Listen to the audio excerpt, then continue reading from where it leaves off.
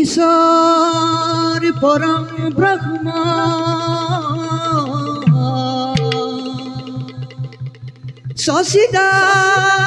सच्चिदानंद विग्रह अनादि रुधिर गोविंद सर्वकारणम कारण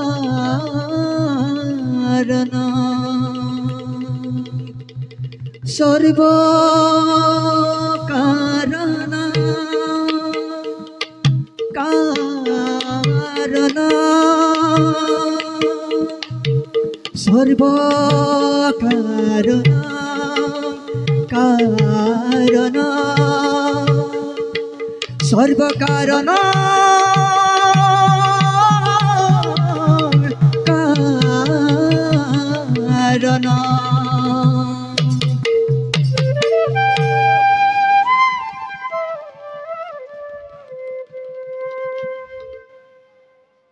এই কুরুক্ষেত্র মহাযুদ্ধত পাণ্ডৱৰ জয় অৱশ্যম্ভাৱী।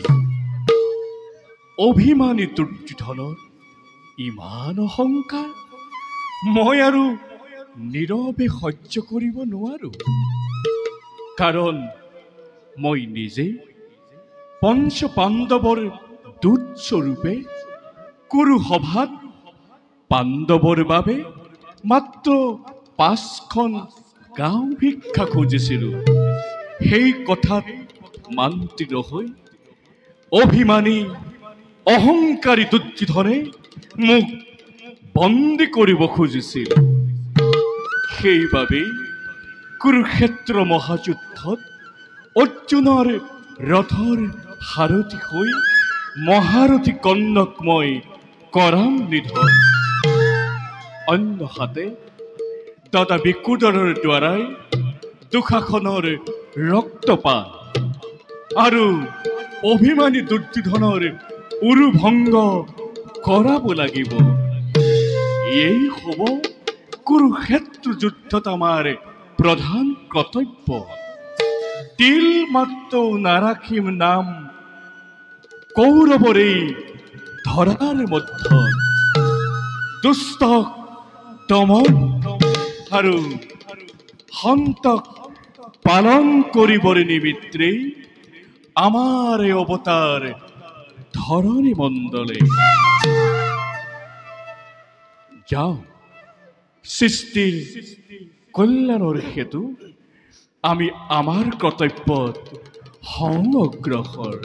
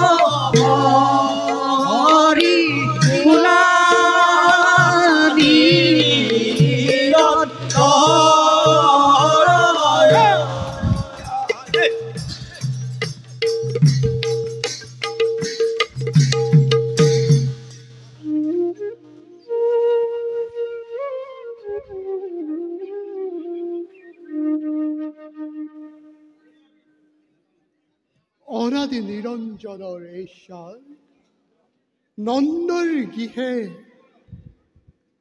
জন্ম আবার বলরাম নামে। তারকার কৃষ্ণ আমারই কনিষ্ঠ। সেই করুণা বলে আজি আমি তীর্থ ভ্রমণরত। তীর্থ ভ্রমণে আমি নানান জ্ঞান করিস অর্জন। দেশ বিদেশ ভ্রমণে অভিজ্ঞতার দ্বারা আমি হইছি পুষ্ট। তথাপিতো মন আজি মোৰ অশান্ত পৰায়ণ। কুৰু পাণ্ডৱৰ ৰণ হল আৰম্ভ। জানো ভালদৰে এই ৰণ অবাবত ভাক্তি বিৰোধ সেইবাবে পৰিহাৰ কৰি দুৰ্যোধনৰ স্নেহ নিমন্ত্ৰণ তীৰ্থকেই শ্ৰেষ্ঠ বুলি মই কৰিলোঁ নিবাসন আজি মোৰ মনৰ অশান্ত পৰায়ণতা দূৰ কৰিবৰ বাবে যাব বিচাৰোঁ মই পুৰুষোত্তম ক্ষেত্ৰলৈ শুভকাৰ্যত বিলম্বৰ নোহে প্ৰয়োজন যাওঁ এবে মই পুৰুষোত্তম ক্ষেত্ৰৰ দিশে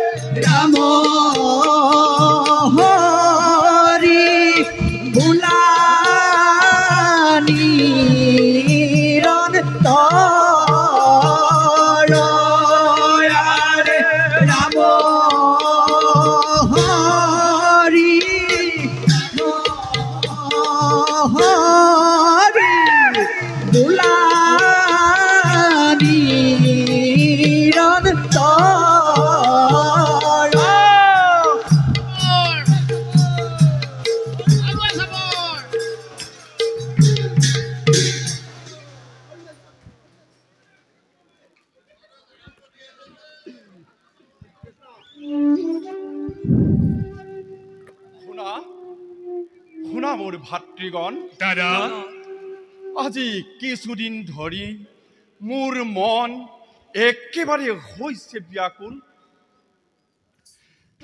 কোনোবাই যেন মোক কয় কানে কানে ধৰ্মৰাজ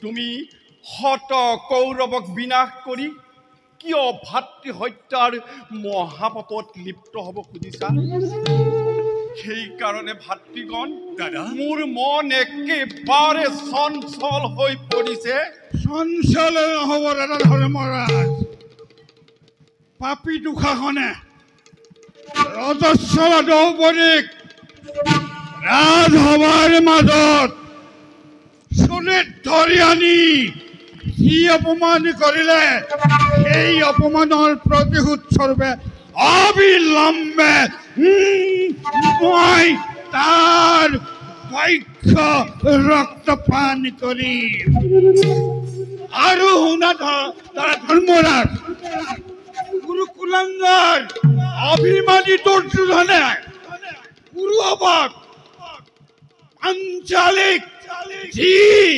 বাউৰু দেখাইছে সেই উৰু এই মই উজ্জয় গদাৰে ভাঙি চূৰ্ণাকিত কৰিম। এই মোৰ ভীষণ প্ৰতিজ্ঞা কেতিয়াও ব্যৰ্থ হ'ব নোৱাৰিব দাদা ধৰ্মৰাজ। দাদা ধৰ্মৰাজ, যদুপতি থাকোঁতে সহায় চিন্তা নাই ভাতৃ হত্যাৰ কাৰণে। চলে বলে কিংবা কৌশলে সিহঁতক ধ্বংস কৰাই আমাৰ প্ৰধান কৰ্তব্য। গতিকে দাদা আপুনি চঞ্চল নহ'ব, প্ৰতিশোধৰ কাৰণে হওক অগ্ৰসৰ। দাদা মোৰো সেই একেই মত।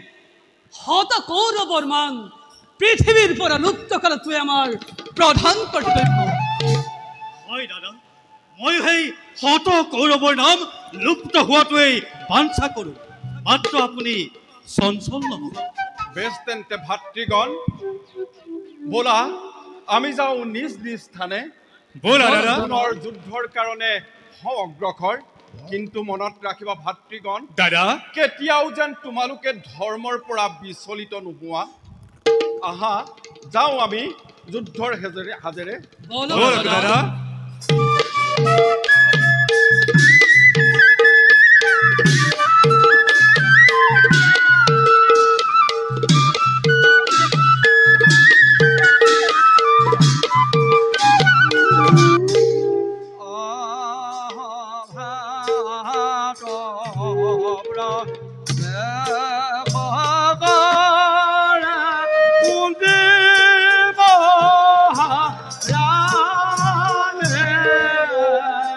ভাত প্ৰৱেশ কৰে কুন্তি মহাৰাণী।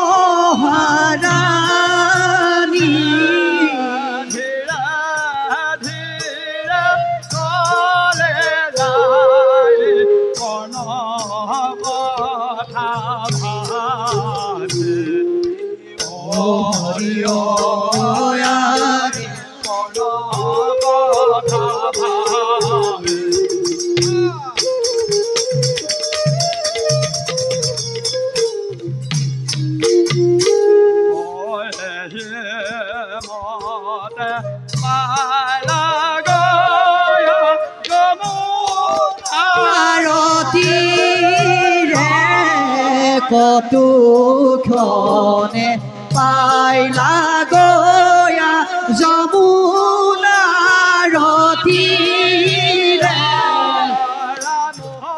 হৰে ৰাম হৰে বলানে অন্তৰ ও হৰি ও য়াৰে বলানে অন্তৰ।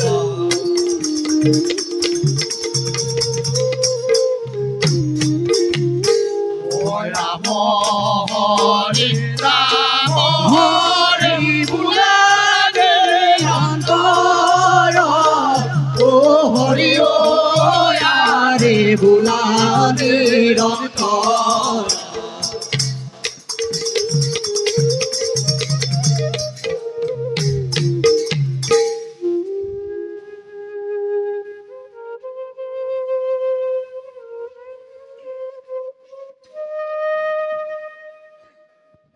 পুত্ৰ কৰ্ণ, তুমি কাৰ সন্তান হৈ কাৰ সন্তানক হত্যা কৰিবলৈ অগ্ৰসৰ হৈছা?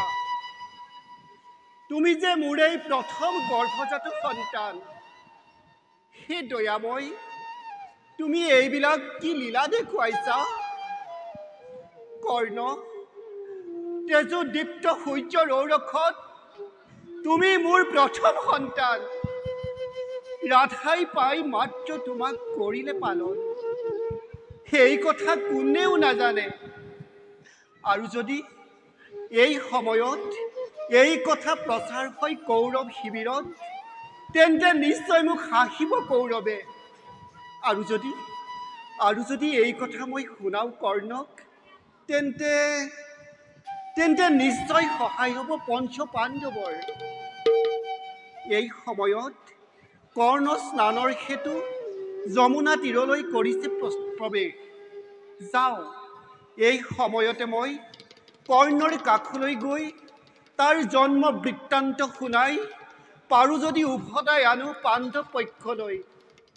হে প্ৰভু, এই সংকট কালত তুমিয়েই আজি মোক উদ্ধাৰ কৰিবা প্ৰভু।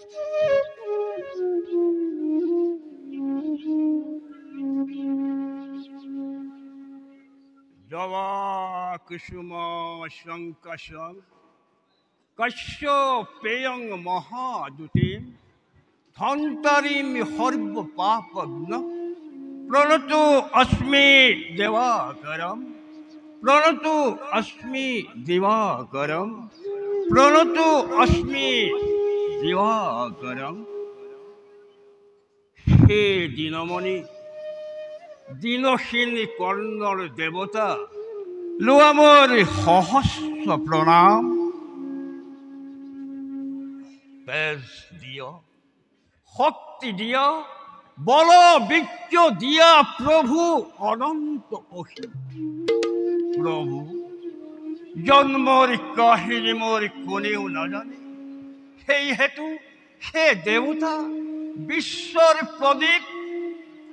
জন্মিছো যদিও মই তোমারে আশীর্বাদ বল বৃক্ষ লই, তথাপিতো পদে পদে উপেক্ষিত নির্যাতিত হই পার হয় এই দিন।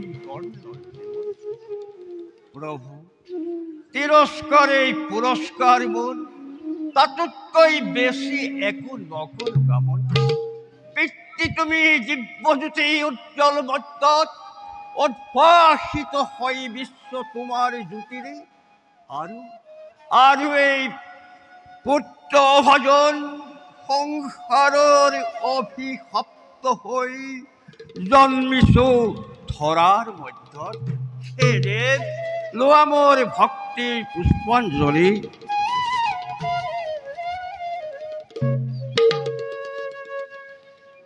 পুত্ৰ কৰ্ণ, পুত্ৰ কৰ্ণ, কোন কোনে মোক আচম্বিতে পুত্ৰ বুলি শুনালা সি মধুৰ বচন?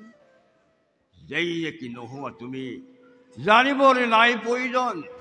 পিতৃ পূজা শেষ হ'ল মোৰ, সন্মুখত তুমি আহি দিছা দৰিখন। বাকী থকা ফুলৰ অঞ্জলি চৰণত দিম উপহাৰ, মাতৃৰূপে কৰিবা গ্ৰহণ। নিজ গুণে আহিছা যেতিয়া পুত্ৰ বুলি সম্বোধন কৰিছা মোক, মোৰ এই ভক্তি অঞ্জলি নেঘিৰাই কৰিবা গ্ৰহণ। দিয়া পুত্ৰ, তোমাৰ আৰ্থিক নিৰ্মালি মই সাদৰে কৰিছো গ্ৰহণ। পাণ্ডৱ জননী মই চোৱা চক্ষু মেলি। কোন পাণ্ডৱ জননী? হয় পুত্ৰ। ৱাহ, অভগা সুতপুত্ৰ কৰ্ণ ৰাখো, কি অকস্মাতে তুমি দিলা দৰিখন? বাচা, জানানে কুন্তীৰ অন্তৰফিনি হিয়াৰ মাজত আজি কিহৰ জুই জ্বলিছে? নাজানো নাজানো আই, কিন্তু গোপন দেখা জ্বলিছে অন্তৰ। পুত্ৰ তেজী দাবানল আজি মোৰ জ্বলিছে অন্তৰত। পুত্ৰ তেজী দাবানল, অসম্ভৱ অসম্ভৱ মাতৃ। অসম্ভৱেই আজি সম্ভৱ হ'ল কুন্তীৰ ভাগ্যত। নিয়তিৰ নিষ্ঠুৰ পৰিহাসত কুন্তীৰ বুকুৰ বেদনা তুমি নুবুজা পুত্ৰ। সুত পুত্ৰ কৰ্ণকে পুত্ৰ সম্বোধি মনস্তাপি নিদিবা জননী। সুত পুত্ৰ বুলি মিছাতে অনুতাপ নকৰিবা। সুত পুত্ৰ নোহোৱা তুমি। তুমি পুত্ৰ জ্যেষ্ঠ পাণ্ডৱৰ। তুমি তেজোদীপ্ত সূৰ্যৰ নন্দন, আৰু কুন্তী মই সঁচাকৈয়ে জননী তোমাৰ। অভাগিনী মাতৃয়ে পাব তোমাক আজি, ল'ব বিচাৰিছো মই বুকুত সাৱটি। মাতৃ হৈ তুমি পঞ্চ পাণ্ডৱ, সেই নিমিত্তে এই জগতত পাইছা বন্দনা। এতিয়া কিয় উপজাচি আহি সত্যহীনা নিষ্কিনি কৰ্ণক যাচি দিছা মাতৃত্ব তোমাৰ?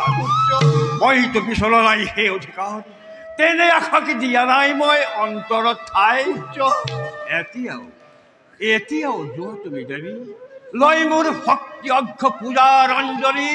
মাতৃ হৈ যশোবন্ত পঞ্চ পাণ্ডৱৰ গৌৰাম্বিনী যশস্বিনী হৈ থাকা দেৱী দূৰতে উজ্জ্বলি। সুত পুত্ৰ ৰাধাৰ দিন মই নাচাপিবা কাক মই কৰিছো মিনতি। অভিমান ত্যাগ কৰা পুত্ৰ। যিমান সৰু বুলি ভাবিছা নিজক, সিমান সৰু নোহোৱা তুমি। দাতা কৰ্ণ তুমি ভুৱন বিখ্যাত, উচ্চ শিৰ হৈ সীমাদ্ৰীৰ দৰে জ্যেষ্ঠ তুমি শ্ৰেষ্ঠ পাণ্ডৱৰ। সেই কথা নাজানিলো বুলি নিবিচাৰো আজিও জনাব। সুত পুত্ৰ অধীনতে ৰাষ্ট্ৰ প্ৰণয়, এই যে মোৰ উপযুক্ত পৰিচয় পুত্ৰ লাভ কৰি তুমি মোক কুমাৰী কালত লকুৱাব কলংকৰী মুদা। মাতৃ হৈ জনম দায়িনী অতি নিদাৰুণ নিকৰুণ ভাৱে বিসৰ্জিলা তুমি মোক নদীৰ গৰ্ভে। তুলি দিলা যমুনা, নাভাবিলা সেইদিনা অলপ মনত। পুত্ৰ মাতৃ হৈ নিজ হাতে ৰাক্ষসী দেখেৰে পুত্ৰক তোমাৰ। পুত্ৰ এই জগতত তোমাৰ নিচিনা আছে আৰু কোন মাতৃ ইমান নিৰ্দয়া।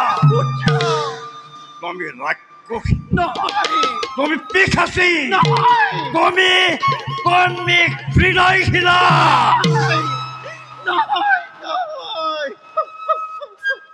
কথা হৈ গ'ল এইবোৰ পাহৰা কাহিনী আজি আজি কিয় আহিছা জননী বোৱাব খুজিছা কিয় কৰ্ণৰ আগত স্নেহৰ মন্দাকিনী ধাৰ মেলি দিছা মমতাৰ কিয় ৰুদ্ধ দ্বাৰ দুখ মোৰ ভুল মোৰ আজি মই কৰিছো স্বীকাৰ লুকুৱা কলংক আজি মই মোৰ হত মুখে কৰিম প্ৰচাৰ কৰ্ণৰে মাতৃৰ সেই কলংক কাহিনী আৰু তোমাৰ এই যশস্যাৰ স্নিগ্ধ আলোকত উদ্ভাসিত হ'ব আজি মহিমা মণ্ডিত সেইবাবে অভিমানী পুত্ৰ মোৰ নিজ হাতেৰে দিয়া শত দণ্ড মোক নিজ হাতেৰে দিয়া শত দণ্ড মোক তাৰ বাবে মাতৃ আজি হ'ল বহু পলম তথাপি দোষ মই নিদিওঁ তোমাক দোষ মোৰ নিজ অধিষ্ঠৰ পুত্ৰ মই যে চিৰ ভাগ্যহীনা মই যে চিৰ ভাগ্যহীনা নতকিবা সকলো জননী পুত্ৰ হৈ সকলো মাতৃৰ নোৱাৰো যে সব স্থিৰ হৈ এতিয়াও যদি কোৱা দিয়া যদি দিবলৈ তোমাৰ সত্য পৰিচয় তব ভ্ৰত আহিব লহৰি যুধিষ্ঠিৰে আঁঠু ল'ব তোমাৰ চৰণত আৰু হস্তিনা ৰাজ সিংহাসনৰ সহজতেই তুমি হবা অধিকাৰী নালাগে মাতৃ মোক সিমান সৌভাগ্য পুত্ৰ মৰ্ত্যৰ মানৱ মই নহওঁ দেৱতা পুত্ৰ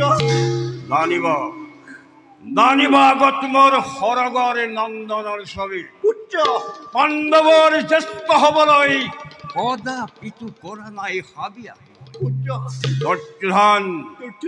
দুৰ্যোধন সীতাকাংক্ষী মহামিত্ৰমৰ যাৰ মই কৰোণা বলত লাভ কৰি ৰাজপথ অতুল সম্পদ সমাজত লভিছো স্বীকৃতি সেইবাবে আই কৌৰৱৰ সীতাকাংক্ষী হৈ তুলিলাবস্তময় ভাৰত যুদ্ধত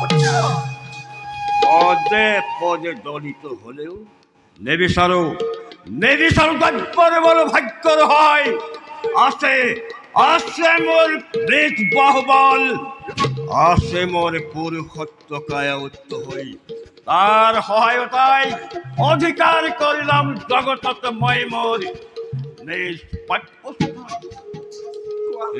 জননী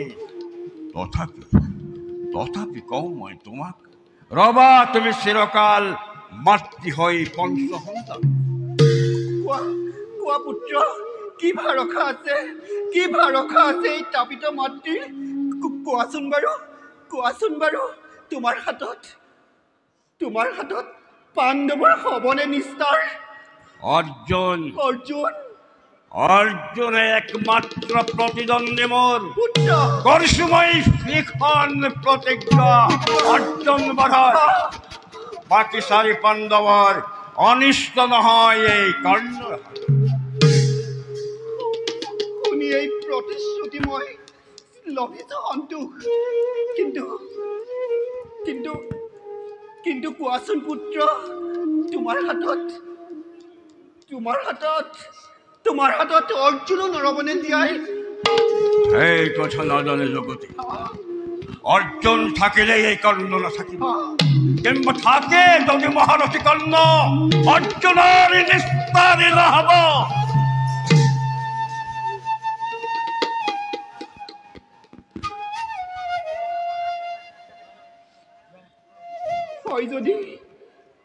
হয় যদি বিধিলিপি তেনে কোনে তাক কৰিব খণ্ডন বল অভাগী কুন্তি কান্দোতেই তোৰ যাবগৈ জীৱন পুত্ৰ মোৰ নয়নৰ মণি বিদায় মাগিছো এবে ৰাখা যেন প্ৰতিশ্ৰুতি মনত তোমাৰ ৰাখা যেন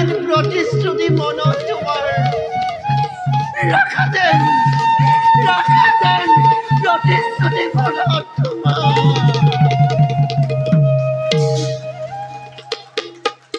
কৰ্ণৰ শীতৰ বাবে আজিওতো নাহিলা জানো আহিছিলা পাণ্ডৱৰ মংগলৰ বাবে তাকে পাই গুচি গলা তুমি যোৱা যোৱা ৰাক্ষসী জননী তোকে থাকা পঞ্চপুত্ৰক লৈ নালাগে নালাগে নালাগে ভাবিব আৰু এই কৰ্ণৰ কাৰণে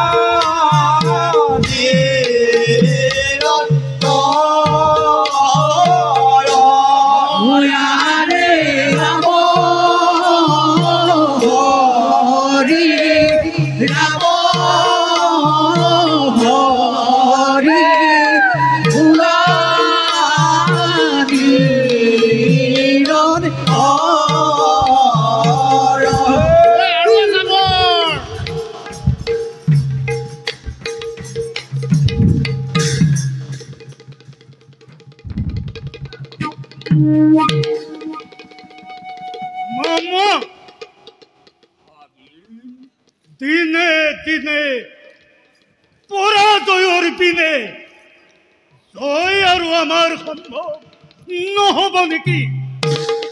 আমাৰ কত কৌৰবাদী তাই শেষ হও হও আমাৰ এতিয়া কি উপায়েৰে পাণ্ডৱক বিনাশ কৰিব পাৰো? ভাগিন ময়োতো তাকেই ভাবিছো এটি দুটি কৰি শত কৌৰৱ শেষ হ'ল এতিয়া যে লেমুঠি হ'ল মই পাণ্ডৱক বিনাশ কৰিব পাৰিম পাৰিম পাৰিম মামা পাৰিম চলে পলে কিম্বা কৌশল কৰি হলেও মামা হেই কৃষ্ণ কেনেবাকৈ বধ কৰিব পাৰিলে আমাৰ সকলো চেষ্টা সফল হ'ব মামা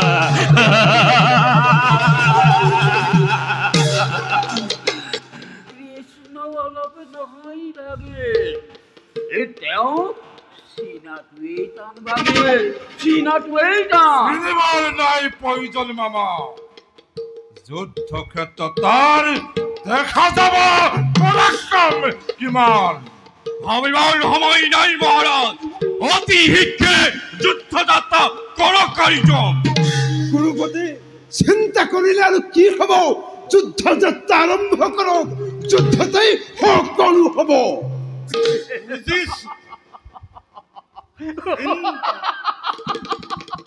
যুদ্ধযাত্ৰা ঠিকেই কৈছা শিৱাচাৰ্য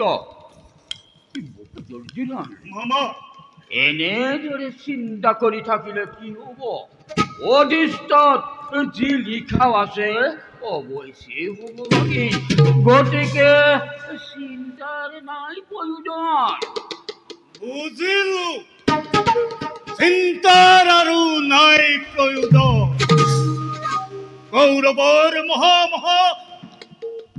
ৰথিগণ বল আজিৰ সভা ইমানতে স্থগিত ৰখা হওক পৰৱৰ্তী দিনত পুনৰাই আলোচনা কৰি যুদ্ধ যাত্ৰা কৰা হ'ব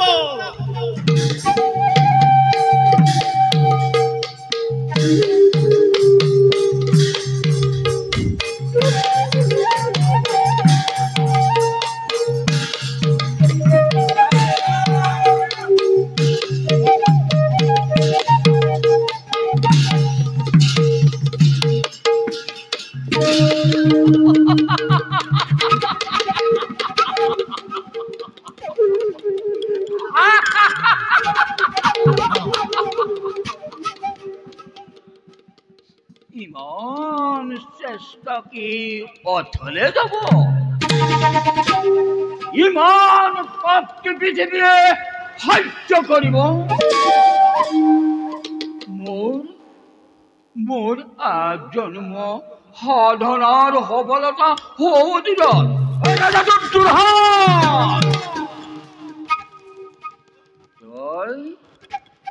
তই ৰাজোচ্চৰ আৰু মই দিনহীন অন্নহেৰি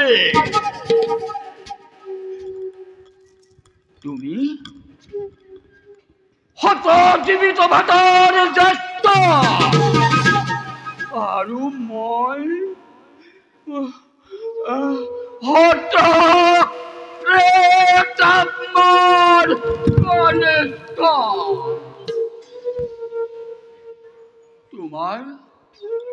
তোমাৰ আৰু মোৰ ভিতৰত ইমানেই প্ৰভেদ অথচ তুমি মোৰ ইমান আপোন মৰমৰ ভাগী আৰু মই তোমাৰ বুদ্ধিদাতা স্নেহৰ মাতুল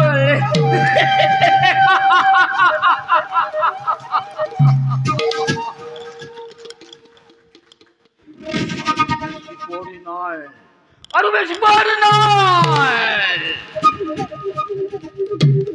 দিগন্ত পখাৰি লহ জিভা মেলি অগ্নিৰ কুণ্ড জ্বলি উঠিছে আৰু এই অগ্নি এটি যদি গরিব পতঙ্গ হয় চাপ দিব লাগিছে নিবারণ করিব কারো সাধ্য নাই কারো সাধ্য নাই নির্বাপিত কৰিব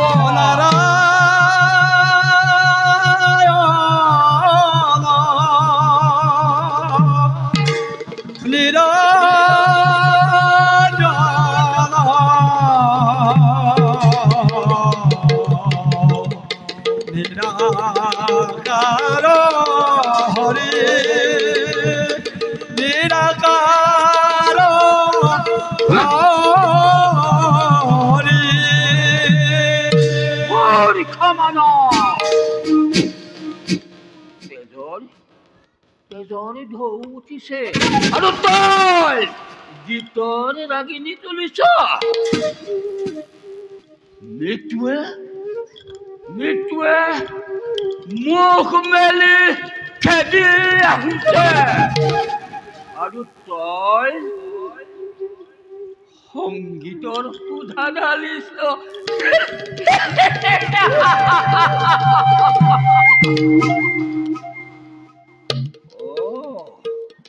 নহয় নহয় তই ঠিকেই কৰিছ আনন্দ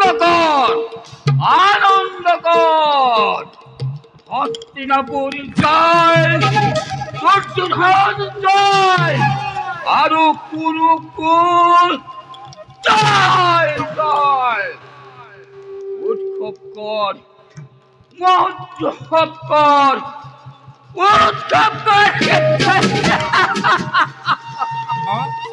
মামা মামা কিহৰ উৎসৱৰ কথা কৈছা মামা মামা যুদ্ধ জয়ৰ উৎসৱ মামা আজি দ্ৰোণাচাৰ্যই কৌৰৱৰ গৌৰৱ ৰক্ষা কৰিছে আৰু পাণ্ডৱগণ ভংগে পলাইছে মামা দ্ৰোণাচাৰ্য আৰু নাই মামা ভীষ্মৰ দুৰ্মৰ হাতত নিহত আমি পৰাজিত মামা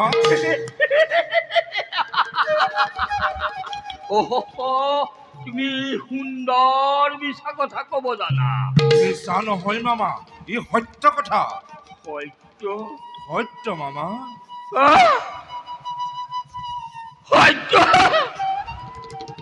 দ্ৰোণাচাৰ্য সত্য কৌৰৱৰ পৰাজয় মামা তুমি মোক কি শুনালাহি মামা বেজাৰ নকৰিবা মামা কি বেজাৰ কৰা কথা কৈছা হইল আজি মোৰ বুকু ভাগি চকুৰ আগত চূড়াটোৰ দিশে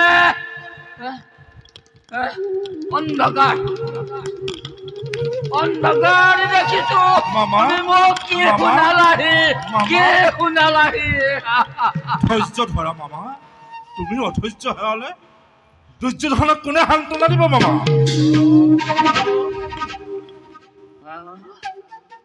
তুমি ঠিক কথা কৈছা মই অধৈৰ্য হলে পুৰুৰাজক কোনে সান্তনা দিব এতিয়াও সময় আছে এতিয়াও শক্তিৰ সামৰ্থ্য আছে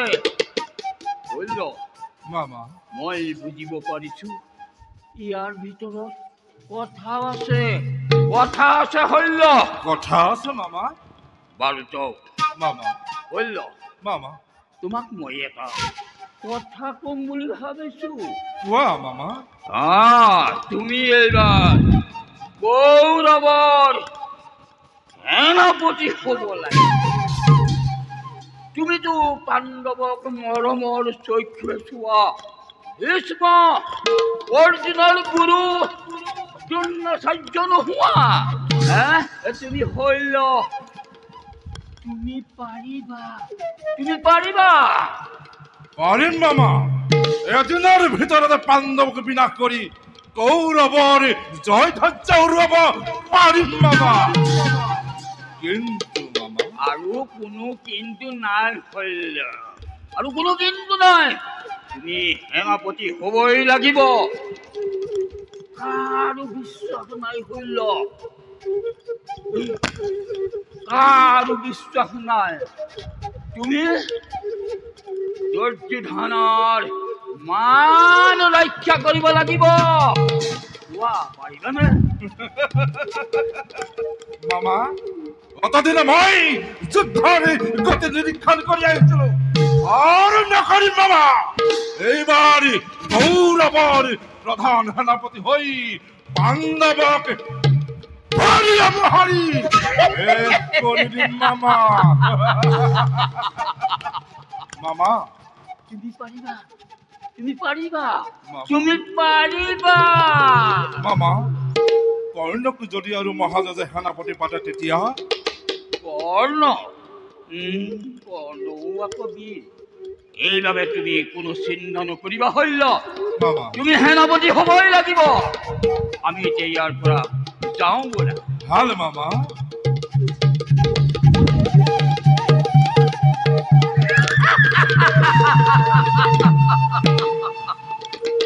মূৰ্খ! তয়ো পতংগ, তয়ো পতংগ, তয়ো জ্বলন্ত অগ্নিত জাপ দিব লাগিব। আৰু অলপ দিনৰ পাছতেই এই ধূলিৰ লগতে তয়ো মিহলি হ'ব লাগিব।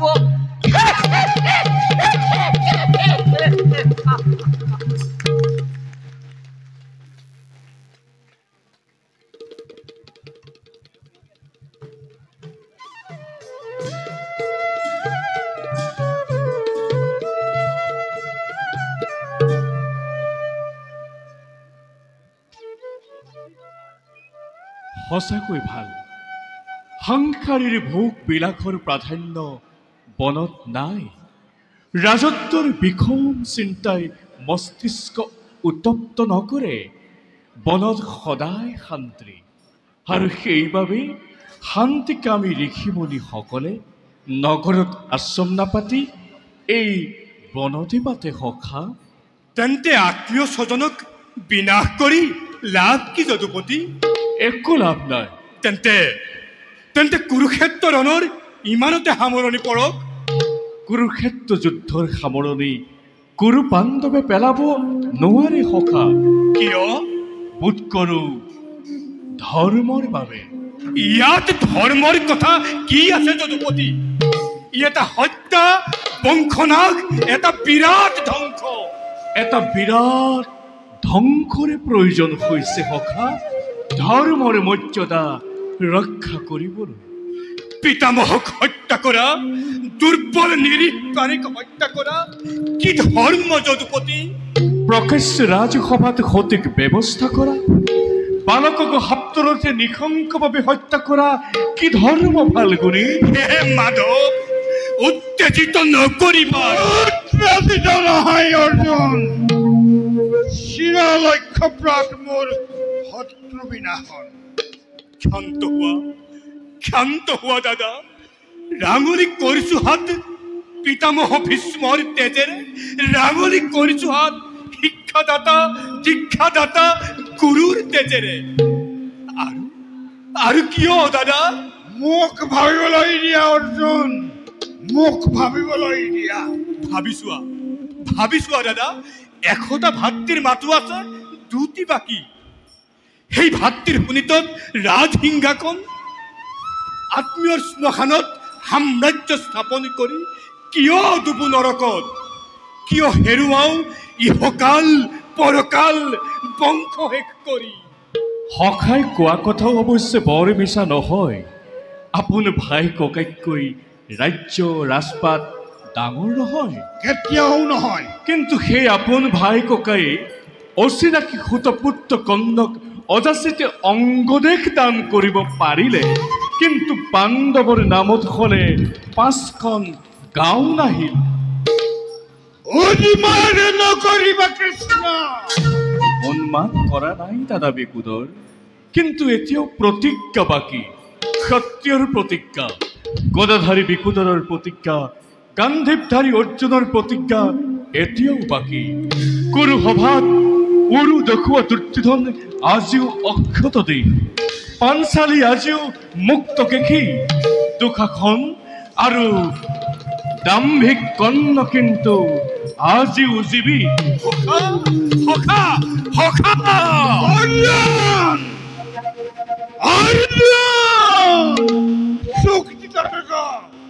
ধৰ্ম ধৰ্ম যাও পুৰুষাদলে প্ৰতিজ্ঞা প্ৰতিজ্ঞা পালন মোৰ জীৱনৰ প্ৰাণ।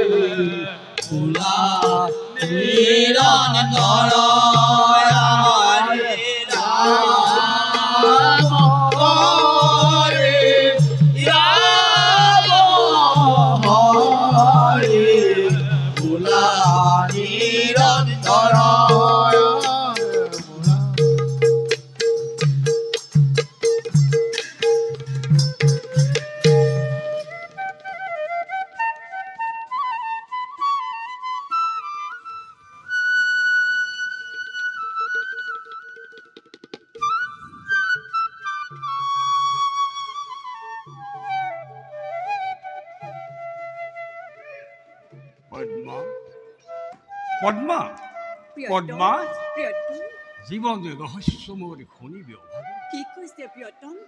মই একো বুজিব পৰা নাই। আপুনি ইমান চঞ্চল হৈছে কিয়?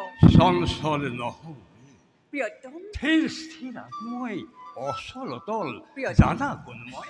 জানো প্ৰিয়তম, আপুনি মোৰ স্বামী, আপুনি মোৰ গুৰু আৰু আপুনিয়েই মোৰ দেৱতাৰ দেৱতা। আৰু কি জানা দিয়ে? আৰু প্ৰভু জানিবৰ নাই প্ৰয়োজন। শুনা পদ্মা, সুত পুত্ৰ মই। জানো প্ৰিয়তম। নাজানা নাজানা সুত পুত্ৰ মই আছিলোঁ এদিন, কিন্তু আজি হলো কুন্তি পুত্ৰ জ্যেষ্ঠ পাণ্ডৱ। প্ৰিয়তম, উপহাস নকৰিব। উপহাস নহয় পদ্মা। নাথ, মাতা আহি নিজ মুখে যমুনা তীৰত কৈ গ'ল আজি প্ৰভাতত ৰাধাৰ নন্দন তুমি নহয় নহয়, জ্যেষ্ঠ পুত্ৰ তুমি মোৰ প্ৰথম কনয়। প্ৰভু তোমাৰ অনন্ত লীলা, প্ৰভু অপাৰ কৰোণা। কৰোণা কৰোণা নহয় পিয়ে, প্ৰিয়তম। ই যে প্ৰতাৰণা। নহলেনো ব্যৰ্থ কৰি জীৱনৰ সোণালী গৰিমা শিৰ পাতি লৈ লৈ ঋষিৰ অভিশাপ অন্তিমৰ যৱনিকা পৰাৰ আগতে জানিলহেঁতেন কিয় ৰাজেশ্বৰী কুন্তি মাতৃ মোৰ স্বাৰ্থপৰ সমগ্ৰ পৃথিৱী মাথো স্বাৰ্থতাকৰ। প্ৰিয়তম, শুনা পদ্মা, প্ৰিয়তম। কলংকৰী কলিমহানি হবলৈ পৰা সহিলো যাতনা কত কত অপমান। প্ৰিয়তম, কোতা তেতিয়াতো জননীৰ নাকান্দিলে প্ৰাণ। এই কলোদ্ধৱ বুলি অসত্য দুৰ্ণয় অস্ত্ৰ শিক্ষা মোক নিদিলে ঘৃণাত। দ্ৰৌপদীৰ স্বয়ম্বৰৰ দিন হীন বুলি নিজ বুলি দুৰ্পদ বলাই কৰিছিল কত অপমান। সুতক নকৰ বুলি বৰমূল্য দান কতা তেতিয়াতো জননীৰ নাকান্দিলে প্ৰাণ। কিন্তু আজি প্ৰিয়তম, অতীতৰ নিদৰণ নিগৰণ কথাবোৰ আৰু নুশুনাব প্ৰভু। নোৱাৰো বুজিব গোপনে আছিল কিয় আজি অতকাল আপোনাৰ জীৱন ৰহস্যৰ বাবে পদ্মা জীৱন ৰহস্যময় গোপনে আছে। কি ৰহস্য? কুমাৰী আছিল মোৰ জনী যেতিয়া অদিত্য তেজত দেখা পালে তেতিয়াই কৰ্ণ তোমাৰ কলংকৰ চেকা ধৈ নেকা কৰিব। উপায় আছিল মাথো নিঃসহায় নিৰ্দোষী শিশুক জ্ঞান কৰি মাটিৰ পুতলা অকাতৰে অম্লান বদনে নদীৰ গৰ্ভত বিসৰ্জন দিয়ে। বিসৰ্জিলে নদীৰ গৰ্ভত নিদিব, নহলে যে নাথাকে নাৰীৰ সতীত্ব মহিমা। নিজ গৰ্ভজাত সন্তানক কোন হতে চেনেহী মাতৃয়ে? ক্ষান্ত হোৱা পদ্মা। নাথ, তথাপি জননী মোৰ আৰাধ্য গোসাঁই। এতিয়া কি কৰিব প্ৰিয়তম? নালাগে ৰাজত্ব মোক, নালাগে জ্যেষ্ঠতা। সুত অক্ষ জীৱনৰ শ্ৰেষ্ঠ পদ মোৰ। হওক পাণ্ডৱ মোৰ নিৰ্ধৰ, হওক জননী কুন্তি, তথাপি বিফল নহ'ব প্ৰিয় যৌৱনৰ পণ। সকামৰ ভাতমৰ মাথো দত্তভাৱ। বলো প্ৰিয়তম, মন মোৰ অতিকে চঞ্চল, খন্তেক বিশ্ৰামৰ হৈছে প্ৰয়োজন। বলা পিয়ে খন্তেক বিশ্ৰাম কৰো প্ৰসাদ কক্ষত।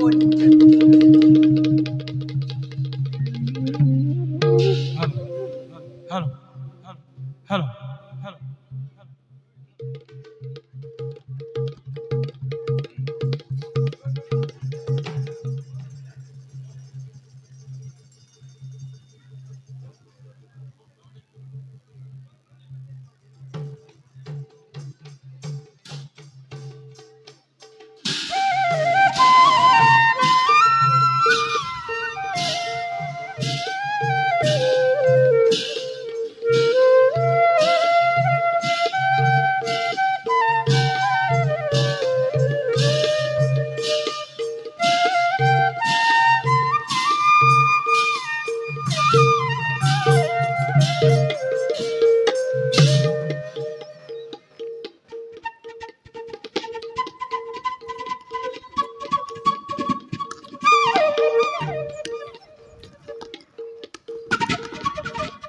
বোপা দুৰ্যোধন এনেদৰে মন মাৰি থাকিলে কি হব? ভীষ্ম আৰু গুৰু দ্ৰোণাচাৰ্য যদিও বীৰ আছিল, তেওঁলোক পাণ্ডৱৰ পক্ষপাতী আছিল। পক্ষপাতি আছিল নহলেনো ভীষ্মহেন বিলে মাত্ৰ 10 দিন আৰু গুৰু দ্ৰোণাচাৰ্যই মাত্ৰ 5 দিন যুদ্ধ কৰি উলকি পৰিব লাগিলে।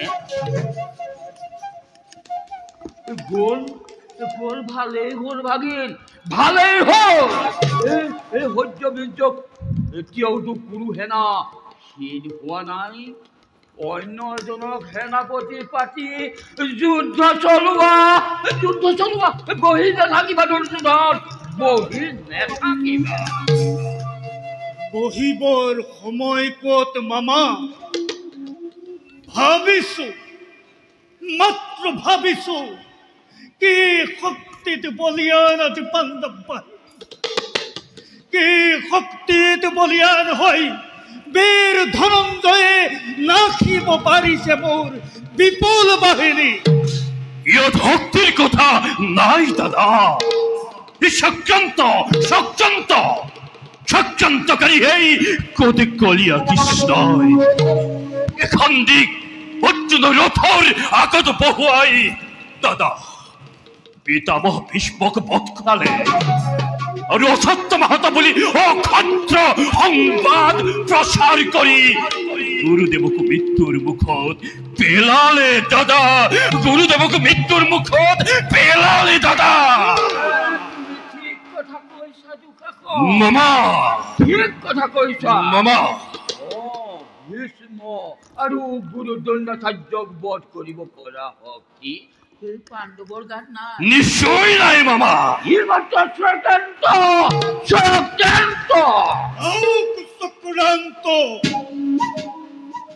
এইবাৰ তাক ব্যৰ্থ কৰিম।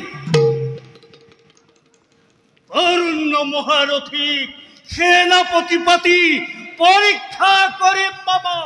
পঞ্চসহোদৰে ধৰে শকতি কিমান পৰীক্ষা কৰিম মামা। কূটনীতি ষড়যন্ত্ৰ কিমান শিকিলে সেই ৰাখাল বালকে। কৰ্ণকো চিনাটো টান ভাগে। কৰ্ণকো চিনাটো টান। তেওঁ যদি সেনাপতি হৈ ইফাল সিফাল কৰে তেতিয়া কক্ষচ্যুত হ'ব মানুহ মধ্যাহ্ন বেলাত। বাবা এতিয়াও ম্লান নহে ধৰ্মৰ মহিমা, এতিয়াও পণ্যৱতী শ্যাম বসুন্ধৰা হ'ব পাৰো হুতপুত্ৰ, হ'ব পাৰো বিশ্ব। কিন্তু বন্ধ বুলি সহা বুলি যাক সাৱটি ধৰিছো মামা। শত কুৰুক্ষেত্ৰ সহস্ৰ পাণ্ডৱ, লক্ষ দৈৱকী নন্দনে নোৱাৰে ছিঙিব এই প্ৰীতিৰ বন্ধন, নোৱাৰে ছিঙিব এই বন্ধুত্বৰ দোল। জানো সখা, সেয়েহে আজি আপোনাক কৌৰৱৰ প্ৰধান সেনাপতি পদে বিভূষিত কৰিব খোজো। ভাই দুখসকল, ঘোষণা প্ৰচাৰ কৰা মোৰ কুৰু বাহিনী। অতি শীঘ্ৰে হ'ব ৰণযাত্ৰা আয়োজন। কৰ্ণ মহাৰথী হ'ব সেনাপতি নিজে। ভাই দুখসকল, এইবাৰ ৰণতো যদি আমাৰ হয় পৰাজয়। অসম্ভৱ দাদা। এইবাৰ ৰণজয় আমাৰ অনিবাৰ্য দাদা। কৰ্ণ মহাৰথী যদি হয় সেনাপতি, সমৰত কৃষ্ণাৰ্জুনৰ গণিব প্ৰমাণ। আৰু দাদা ভীম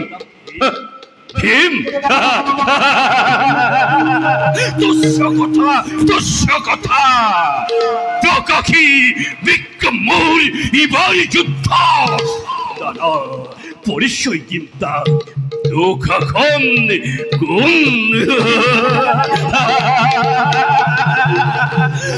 দুখাখনৰ ৰক্তপান প্ৰতিজ্ঞ ভীমৰ। এই মূৰ্খ ভীম, বধ কৰি তই সামান্য ৰাক্ষ পাৰ হলি হিমাতই আপোন শক্তি দুখাখনৰ ৰক্তপান প্ৰতিজ্ঞা দিবৰ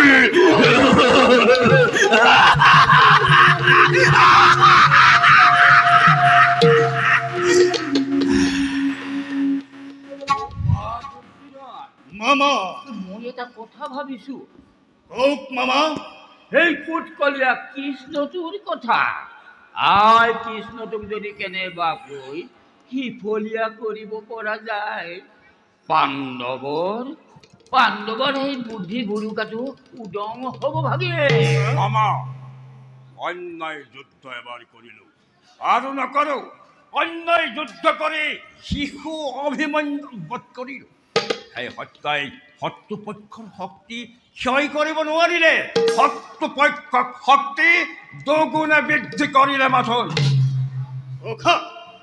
শত্ৰু সদায় শত্ৰু তাক চলে পলে কিংবা কৌশলে নিপাত কৰাই হ'ল আমাৰ প্ৰধান কৰ্তব্য অন্যায় সমৰ কৰি কুৰুক্ষেত্ৰ কলংকিত নকৰিব অন্যায় সমৰ কৰি শত্ৰু নাশ নোহোৱা কৰিব প্ৰচণ্ড প্ৰতাপী যদি ৰজা দুৰ্যোধনে লক্ষ লক্ষ সেনানীৰ সৈতে সন্মুখীন হ'ব খোজে পঞ্চভাই পাণ্ডৱৰ সমে অন্যায় যুদ্ধত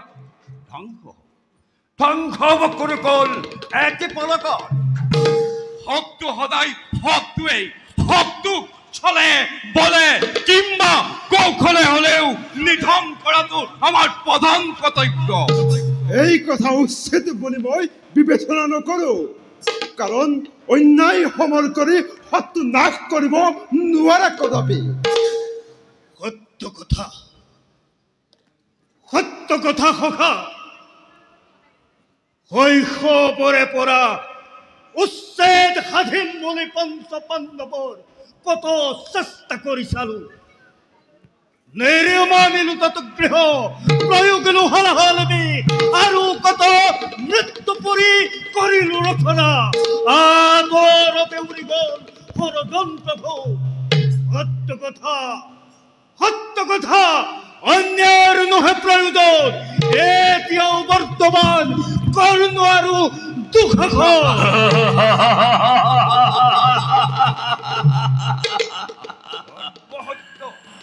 বীৰে মাথো ধৰ্ম যুদ্ধ কৰি অবহন জয় হয় কিংবা কৰে মৃত্যুকালীন গুৰুপতি পৰম কৰাৰ নাই প্ৰয়োজন সেনাপতি বৰ কৰা হওক হয় দুঃসাহস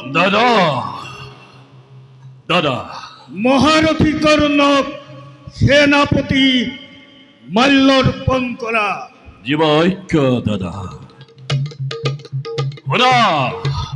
শুনা হেৰা কৌৰৱৰ বীৰ সেনাগণ শুনা আজিৰ পৰা কৌৰৱৰ প্ৰধান সেনাপতি অংগাধিপতি মহাৰথী কৰ্ণ কৰা সকলোৱে জয়ধ্বনি মেদিনী কপাই জয় সেনাপতি অংগাধিপতি কৰ্ণ জয় ৰাজা দুৰ্যোধনৰ জয় ৰাজা দুৰ্যোধনৰ জয় কৌৰৱৰ জয় জয় জয় গুৰুপতিৰ বাক্য শিৰোগত কৰি আজি মই কৌৰৱৰ প্ৰধান সেনাপতিৰ ভাৰ সাদৰেৰে কৰিলো গ্ৰহণ কৰা সবে যথনি মেদিনী কপাই জয় কুৰুপতি ৰজা দুৰ্যোধনৰ জয় কুৰুপতি ৰজা দুৰ্যোধনৰ জয়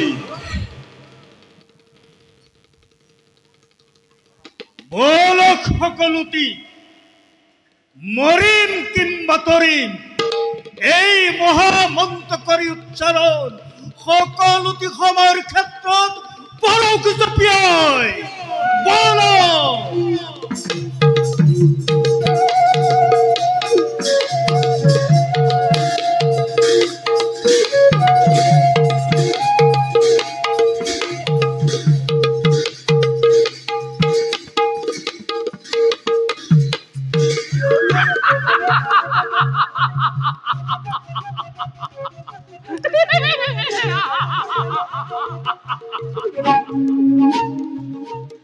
আজি ধর্ম লাগে, আজি পুণ্য লাগে। অতদিনে ও কত হইয়াছিলা দুর্যোধন, কত হইয়াছিলা।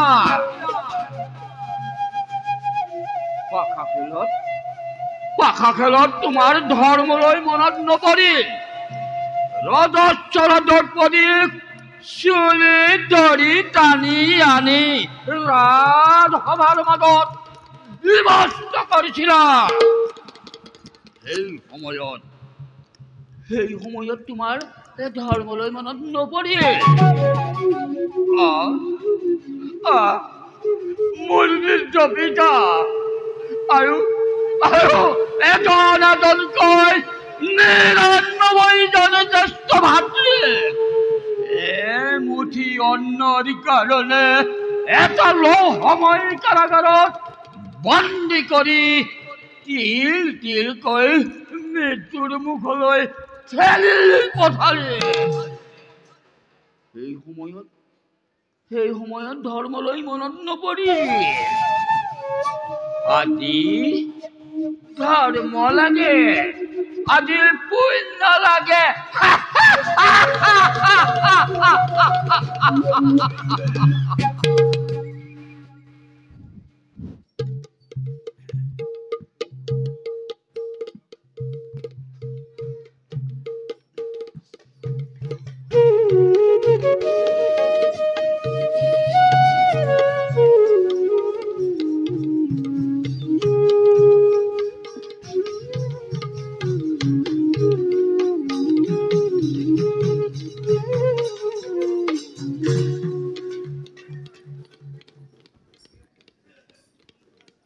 ভাইহঁত, দাদা, জানিব পাৰিছো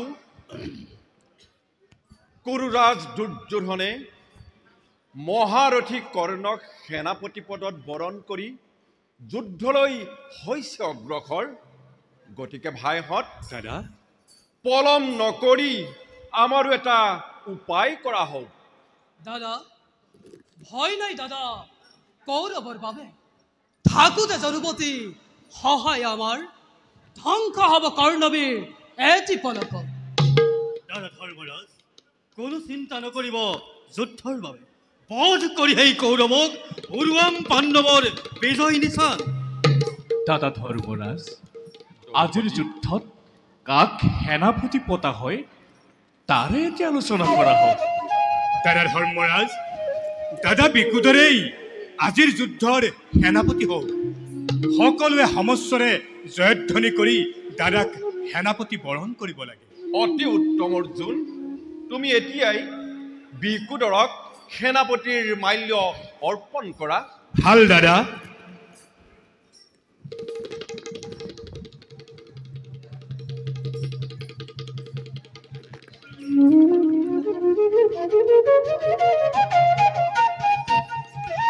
কৰা হবে জয়ধ্বনি মেদিনী কপাই। জয় দাদা বিকুদৰৰ, জয় দাদা বিকুদৰৰ, জয় দাদা ধৰ্মৰাজৰ। শুনা শুনা মোৰ পাণ্ডৱৰ সকলো সেনাবাহিনী উৰুৱা সকলোৰে ৰণৰে হাতেৰে কৰা জয়ধ্বনি মেদিনী কপাই। জয় জয় দাদা ধৰ্মৰাজৰ, জয় দাদা ধৰ্মৰাজৰ, জয় দাদা ধৰ্মৰাজৰ, জয় জয়। এই মোৰ দুৰ্যোধনা হাতত তুলিলে ধৰো, এই গদাৰেই মই কুৰুকুল নাৰাখিম এই ভঁৰাল মধ্য। যদুপতি, আমি যে যুদ্ধযাত্ৰা কৰোঁ,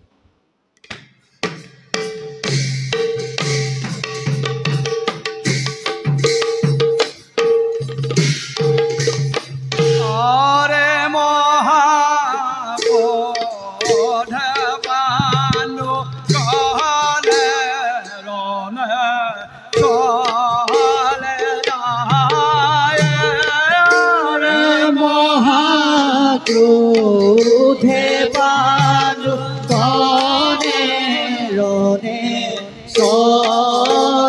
যাই আৰে আগে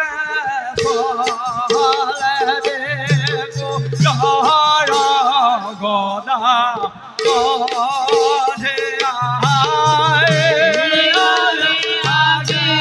সনে বিকুটৰ গদা ঘূৰাই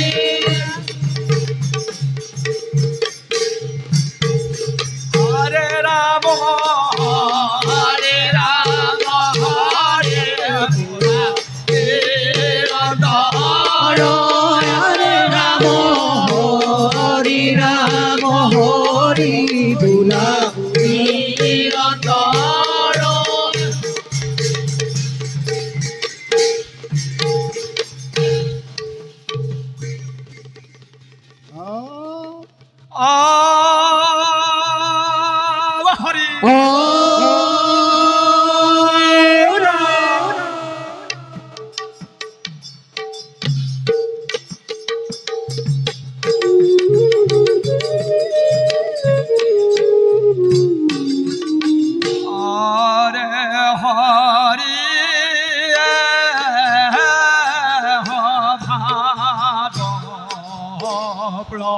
বেশ কৰে অন্ধনে বৰে হৰিয়ে সভাত প্ৰৱেশ কৰে অন্ধনে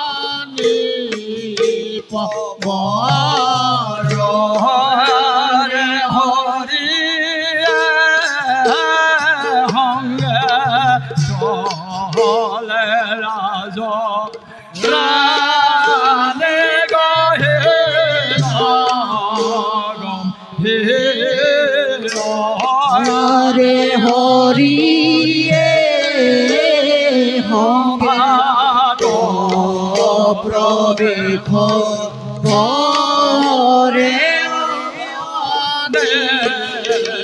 পৱৰ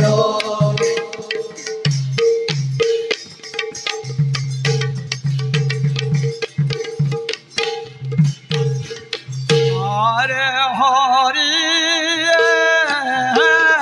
কত পাইলা গয়া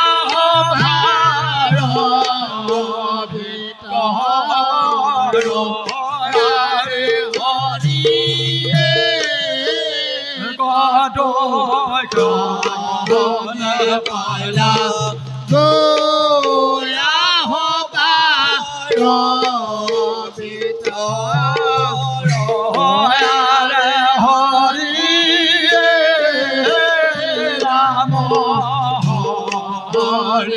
রাম হরি বোলানে হরে হরি রাম হরি রাম হরি বোলানে অন্তর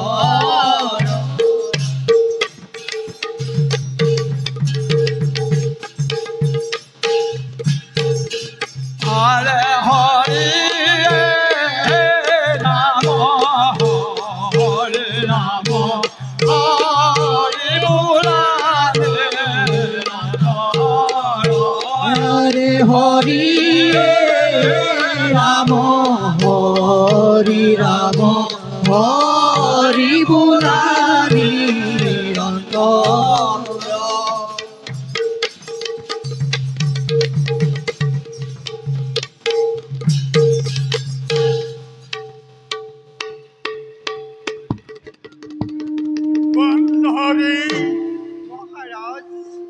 মই আৰু দিনক দিনে দুৰ্বল হৈ আহিছো।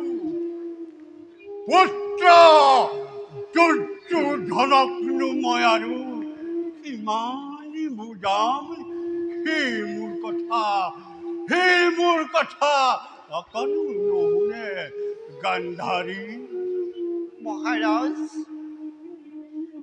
দুৰ্যোধন অভিমানী হলেও আপুনি তাৰ পিতা, আপুনি তাৰ জন্মদাতা। সি নিশ্চয় আপোনাৰ কথা শুনিব মহাৰাজ। আৰু তুমিওতো তাৰ মাতা। পুত্ৰই যদি পিতাৰ কথা শুনিব পাৰে, মাতাৰ কথা নুশুনি নাথাকে গান্ধাৰী, নাথাকে। মহাৰাজ, মই তাক ইমান বুজালো, কিমান অনুনয় বিনয় কৰিলো আৰু ইমান চেষ্টা কৰিলো, সকলো অথলে গ'ল মহাৰাজ। সি মোৰ কথা নাৰাখিলে। আৰু মই কি তাক বুজোৱা নাই মহাৰাজ? তাক মই অনুৰোধ কৰিবলৈহে বাকী ৰাখিছো গান্ধাৰী। কত দিন কেঁচুৱাৰ ল'ৰাৰ দৰে গাত হাত ফুৰাই ফুৰাই বুজালো, দুৰ্যোধন, তই যুদ্ধ নকৰিবি, পাণ্ডৱ তোৰ পৰ নহয়।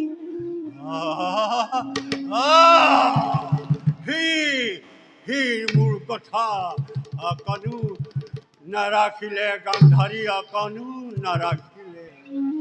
মোৰ আপোনাৰ কথা বিশ্বাস নহয় মহাৰাজ। মোৰ কথাত বিশ্বাস নহয় মহাৰাজ। মোক পুত্ৰ শোকত জড়িত হবলৈ কৈছা।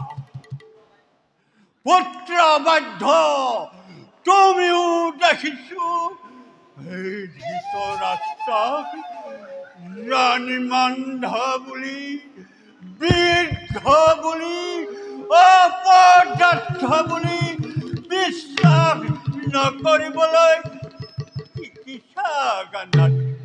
অভিনয় নকৰিব মহাৰাজ, অভিনয় নকৰিব। এই কুৰুক্ষেত্ৰ ৰণৰ কাৰণে কৌৰৱৰ পিতা আপুনি, আৰু সেইবাবে আপুনিয়েই বেছি দায়ী। শাস্তি দিয়া ৰাণী, ৰাজেশ্বৰী তুমি, ৰাজমাতা, মোক শাস্তি দিয়া।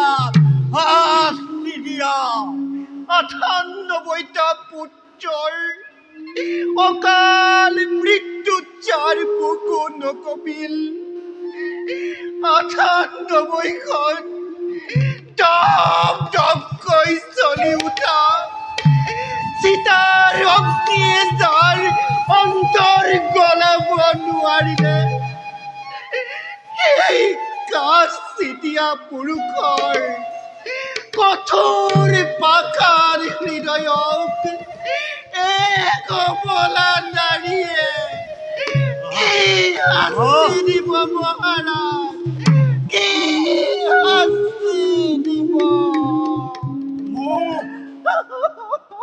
মোক পুত্ৰ শোকত জৰ্জৰিত হবলৈ কৈছা গান্ধাৰী। মহাৰাজ, হৈছো মই বহুত দিনৰ আগতে হৈছো। যিদিনা কৰোণাময় জননীয়ে তোমাৰ গৰ্ভত ধাৰণ কৰা কেইটিক তুমি মাত কৰে মৰিয়াই পৰিণত কৰিছিলা। সেইদিনাই মই জৰ্জৰিত হৈছো গান্ধাৰী। এতিয়া আৰু অশ্ৰু নদী টুকিব সময় নহয়। অশ্ৰু নদী বৈ শেষ হব লগা হ'ল। মোৰ বুকুৰ স্নেহৰ নিজৰা শুকাই শিলৰ তলি ওলাই পৰিল গান্ধাৰী।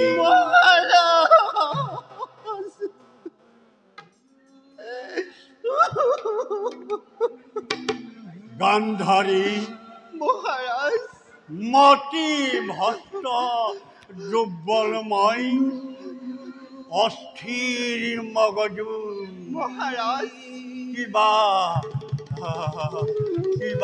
কম বুলি কিবা কৈ পেলালো মোক ক্ষমা কৰি দিয়া গান্ধাৰী মহাৰাজ হোৱা দুৰ্যোধন আহিছে মোৰ পুত্ৰ দুৰ্যোধন আহিছে মই আৰু চেৰে থাকিব নোৱাৰো মোৰ ঘূৰাইছে মোক শয্যালৈ লৈ বলা শয্যালৈ লৈ বলা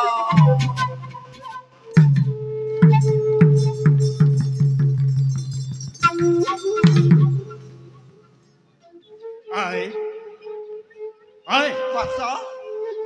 অধম পুত্ৰৰ সেৱা গ্ৰহণ কৰা উঠ বাছা আই মোক বোলে মাতি পঠাইছিলা মাতিছিলো দুৰ্যু আই কিয় মতালা তোমাৰ আদেশত লৰি আহিছো মই যুদ্ধ ক্ষেত্ৰত আই নামাতা কিয় কি হৈছে তোমাৰ একো হোৱা নাই তেন্তে কোৱা আই তোমাৰ আদেশত মই লৰি আহিছো যুদ্ধ ক্ষেত্ৰৰ পৰা মই কম ক তই জানো মোৰ কথা শুনিবি কোনদিনা তোমাৰ অবাধ্য হৈছো আই তেন্তে এই যুদ্ধ পৰিত্যাগ কৰ মোৰ সকলো গ'ল মাত্ৰ তই আৰু দুখাখন বাকী আছ গতিকে মোৰ কথা ৰাখ এই যুদ্ধ পৰিত্যাগ কৰ বাছা আই তুমি কিয় সেই একেই কথাকে ধৰি আছা কিয় ধৰি আছো মই কিয় ধৰি আছো ভৰ বয়সতে এটাকৈ দুটা কম সন্তানে মোৰ বুকু উদং কৰি গুচি গ'ল দেখা পাছা দুৰ্যোধন সিহঁতে মোৰ বুকু শুৱাই আছিল আজি সেই বুকু উদং হৈছে দুৰ্যোধন গতিকে দুৰ্যোধন মোৰ কথা ৰাখ এই যুদ্ধ পৰিত্যাগ কৰ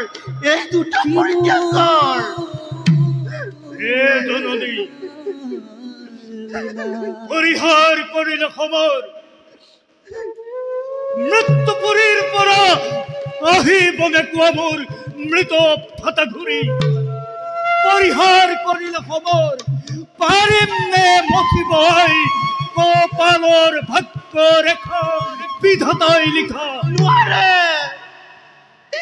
কোনেও মচিব নোৱাৰে এই কপালৰ ভাগ্য ৰেখা বিধাতাই লিখা কিন্তু আপোন ঘৰত চলিছে যি বেখন অগনি তাক আৰু জ্বলিব নিদিবি দুৰ্যোধন তাক আৰু জ্বলিব নিদিবি এই অগ্নিয়ে দহন কৰিলে মোৰ ভ্ৰাতা দেহৰ এই অগ্নিয়ে দহন কৰিলে মোৰ আত্মীয় স্বজন এই অগ্নি জলক জলনী নতুবা নিজেই তেই পুৰি চাই হৈ উৰি গুচি যাম পৰপাৰলৈ মাতৃৰ আজ্ঞাতই লংঘন নকৰিবি বাছা সন্তানক অপৰাধী নকৰিবা মাতা জানো মই বেদবাণী তোমাৰ আদেশ কিন্তু কি কৰিম মই এৰি দিলো তৰি মোৰ মহাজলধি নাহে ঘূৰি নোৱাৰো ঘূৰাব যদ্যপি নাপাই মাতা তাৰ লক্ষতি 5খন গাঁও মাত্ৰ 5খন গাঁও খুদিছে পাণ্ডৱে তাকে দি নকৰ কিয় সন্ধি এতিয়াও দয়াশীল যুধিষ্ঠিৰ আৰু ভীমাৰ্জুন নহয় অবুজন দুৰ্যোধন সাদৰে সন্মতি দিব তোক সন্ধিৰ প্ৰস্তাৱত সাদৰে সন্মতি দিব তোৰ সন্ধিৰ প্ৰস্তাৱত কৌৰৱৰ সন্ধি মাতা পাণ্ডৱৰ সতে তাত তোৰ কি ক্ষতি ক্ষতি একো নাই কিন্তু এই সন্ধিৰ কাৰণে যুদ্ধ আয়োজন মোৰ নাছিল জননী এই সন্ধিৰ কাৰণে লক্ষ লক্ষ বীৰে প্ৰাণৰ মমতা এৰি প্ৰিয়জন নাই কৰা প্ৰাণদান উন্মাদৰ দৰে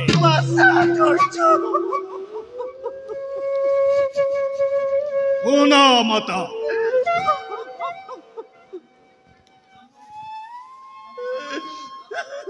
শুনা মাতা জন্ম মোৰ ক্ষেত্ৰকুল বীৰময় চন্দ্ৰবংশী ৰাজস্ব প্ৰাণৰ ভয়ত আদি কাপুৰুষই পাণ্ডৱৰ চৰণত প্ৰণিপাত জনাই সন্ধি ভিক্ষা নকৰো মাতা শুনা মাতা সন্মুখত জন্মদাত্ৰী মাতৃ তুমি মোৰ আৰাধ্যা গোসানী কাষৰ সজ্জাত সৌ জন্মদাতা পিতা মোৰ উপাস্য দেৱতা দুয়োৰে আগত কৰো পুনৰ নিবেদন যুদ্ধত যদি সুচক্ৰমে দিনি পাণ্ডৱক প্ৰাণন্তেও নিদিও হ'ব লগা আছে যদি পুনৰ হস্তিনাপুৰ হওক চৰকাৰ দিব লাগে যদি দিম মই মোৰ ৰঙা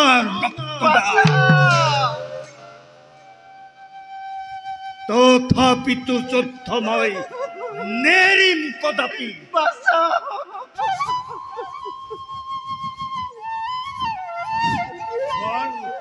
পিতা পিতা পুত্ৰ পিতা আশীৰ্বাদ কৰিছো তোক যুদ্ধত জন্তুৰ জয় হয় পিতৃ পদে মতিতে চিৰদিন ৰয় আৰু যদি হয় পৰাজয়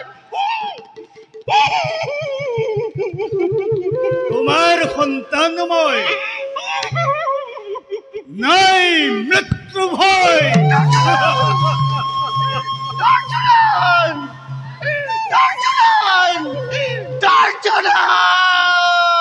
দেখা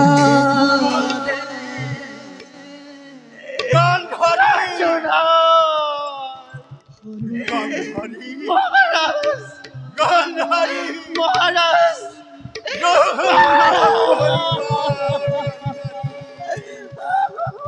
কিনো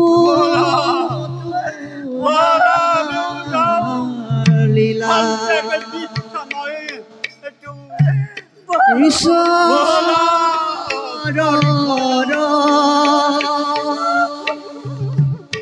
লীলা কোনে বুজিবে লাগিলা বুজিবে লাগিলা